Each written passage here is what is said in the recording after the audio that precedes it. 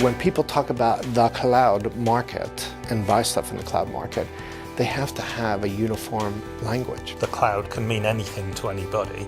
So what we want is clarity of definition to say what a precise service is and what you expect to receive from that. Transparency, what does it mean when everybody talks about all their different products and services? The catalog.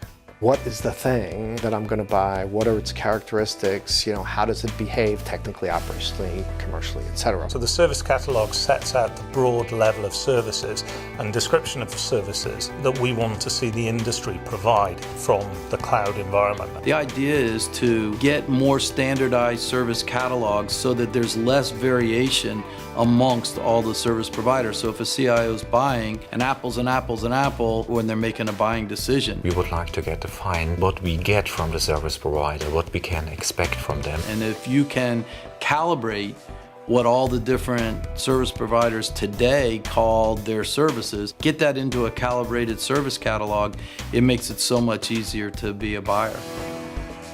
Standard unit of measure is all about giving us a metric by which we can compare different service providers. A unit in that marketplace that everybody understands and can describe. I can't compare different service providers if I'm not measuring them in the same units. 去沟通，去讨论，乐意看到这样的一个结果，因为有这样的一个体系后的话，他们也会很容易理解你用户需要什么东西。It's harder and harder for the CIO to be able to manage a data center and meet all these PUE standards, carbon footprint standards. We are a carbon neutral company. We've got to be able to have units of measure that allow us to track the carbon emissions. Carbon footprint is fundamentally around the data center, so it'll measure things like what type of power, how much reusable power is there. Giving us a metric so that we can determine how much carbon has been used for a given service. If you can't measure it, you can't manage it.